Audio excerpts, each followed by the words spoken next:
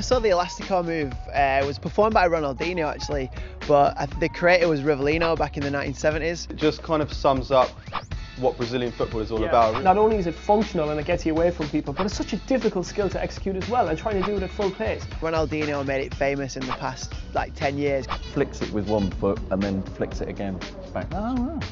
I thought Elastico was when the elastic went on your pants.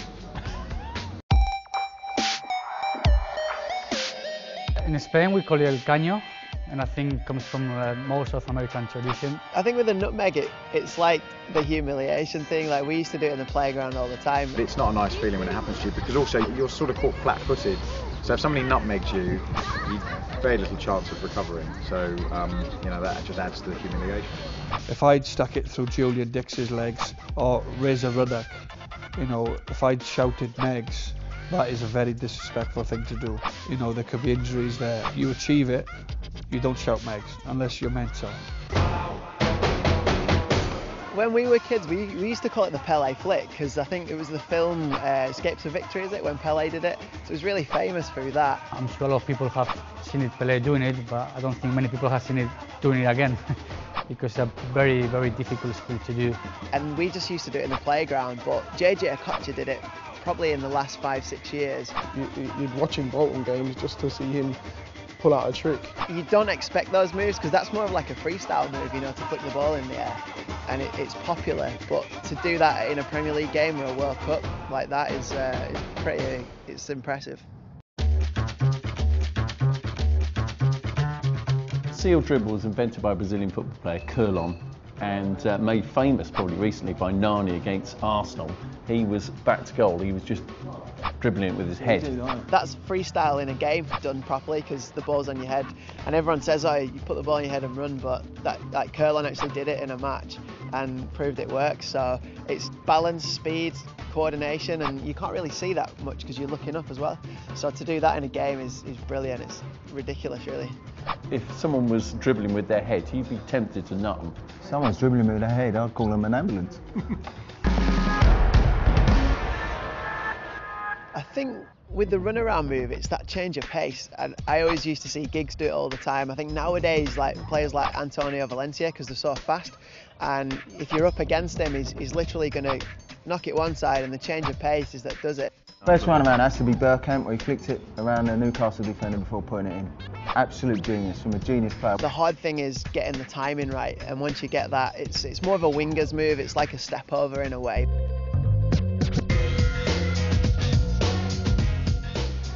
You have your right leg, if it's your kicking foot, and you kick behind your left like that. Oh, that one. If you're not too great on one foot, you can wrap your other one round and cross it in, and I think that's why a lot of the top players have used it. For me, this is a total waste of time flick. I think it'll be easier for you to practice how to kick with your left foot rather than putting your right foot behind. If it works, then it works, you know, it doesn't matter what it looks like. If it gets to the point and if it gets the ball in the goal or to the next man, then of course it's necessary, yeah. Why don't you just cross it normally, like a normal fella? Nah, you get picked for England if you did that. If I was to characterise Zinedine Zidane, it would be about elegance and skill, but also functionality. And I think that this Marseille turn kind of encapsulates all of that. Played against Zidane a few times, and I see in live that turn. It's almost like a ballerina, is like pirouettes on the ball. And I think the best way of doing it is on an angle, because your body's in the way of the ball and the man, and that's why it's a great move. Is that the one where you tread on top of the ball and turn it around? Yeah. No, I'm not good enough for that. I've only got little legs, I can't get my feet up that high. The first time I saw a bicycle kick was Trevor Sinclair, actually, when I was younger, and he did that, and it was like probably one of the best goals I've ever seen. I wouldn't try that one in a match, just in case I embarrass myself. I scored a good overhead kick for Celtic against Dundee at Celtic Park. I don't know where it come from. I think 50,000 of the crowd were surprised as I was that I'd done it, and I pulled it off. The timing as well, because you're going to have your feet above the head, obviously. So to have the right timing and to get the right touch of it, it's quite difficult, and it needs a lot of practice. We all tried a bicycle kick though, don't we? Yeah, I've tried it on a bouncy castle after being drunk. I always remember Danielson back in '98 World Cup. He'd just like go up to someone and do about 20, and the guy was like falling over in front of him. Players with quick feet do it 4 or 5 times, They go step, step, step, steps, and then they go one way or the other. Obviously players like Ryan Giggs use it, Ronaldo. David Rocastle at Arsenal had a great step over Rocky.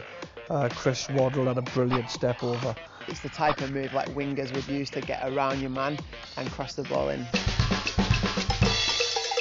1974, World Cup finals, Germany, Johan Cruyff with a turn. When I saw that, I jumped out of my seat. It's one of the great images of World Cup history, Cruyff doing that turn on the Sweden right back. Cruyff was a genius, and by doing it behind your other leg, what allows you to get the ball in a position where you're already directed to the, well, obviously to the goal or to the line where you're facing. So it's pretty quick and very practical. You turn and go the other way. It's very hard for them to take the ball away from you, and it's very effective.